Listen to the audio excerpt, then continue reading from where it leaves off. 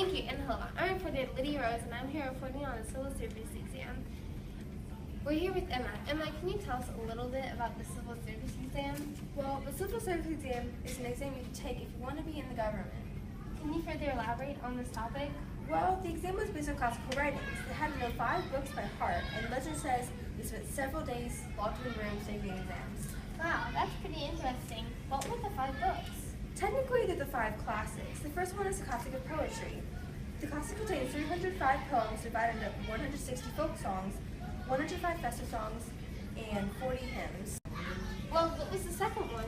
The second one is the Book of Documents. This classic was a collection of documents and speeches.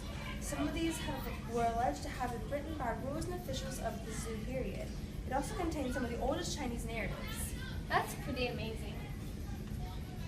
It doesn't just end there, though. The third classic is the Book of Rites. It describes ancient rites, social forms, and court ceremonies.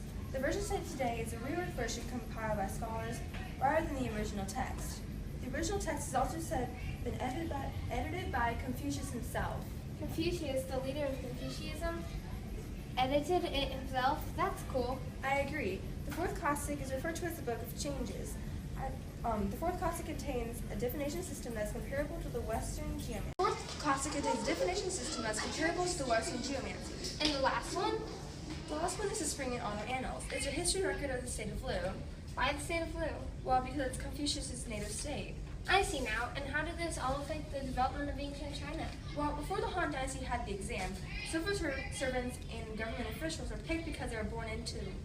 For example, the noble sons were usually picked for these roles.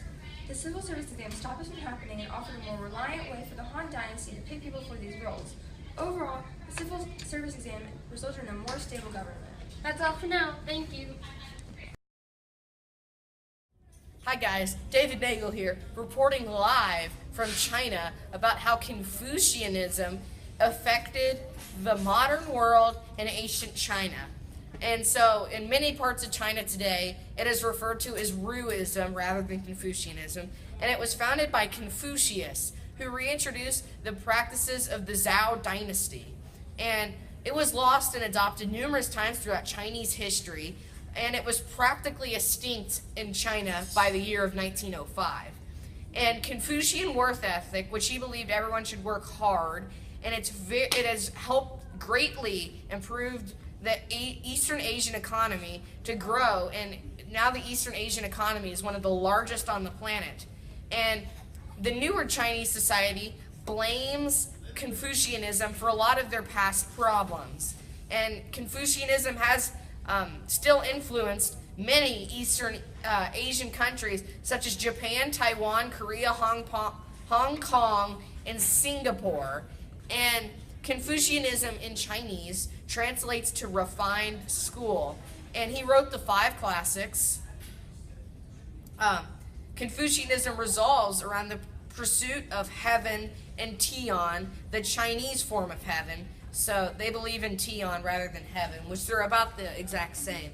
And Confucianism believes that government must be through universal order. They believe in strict government order, and they believe in strict laws and harsh punishment. And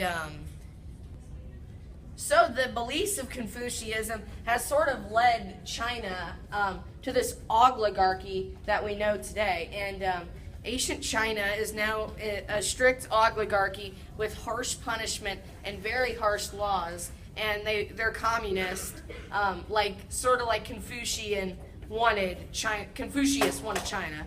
And students still, I think still today, are tested on Confucianist beliefs before applying for a government position, because in China there is no voting because it's communist society. And Confucianism laws instruct political figures to lead himself and his family and all the world into forever lasting peace, which is what Confucius is trying to accomplish. But as we know, in China, that really did not work so well with the communist society that they set up. Back to the studio.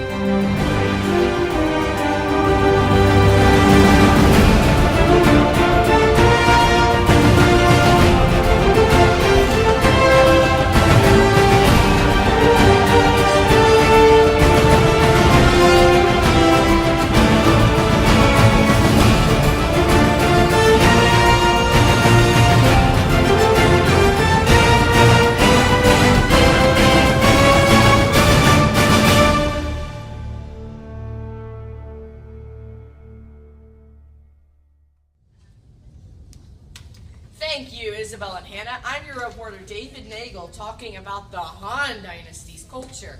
Today, I am joined by Yolanda. Yolanda, can you tell us about the Han Dynasty's literature? Well, literature was a huge part of the Han Dynasty's culture. Paper was invented during the Han Dynasty, making literature flourish. Sima Qian wrote the first chronicle of Chinese history, which was very important. Wow, that's really interesting. What about art? Art also thrived during the Han Dynasty with the invention of the loom and porcelain.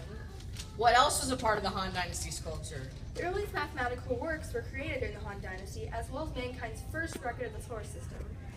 Wow, I didn't know that so many things today come from that ancient Han Dynasty. How did this affect the development of ancient China? Well, all the new inventions and discoveries allowed the Chinese way of life to be a lot easier since they had new technologies just to advance the country. Well, thank you, Yolanda. Now let's get back to the studio.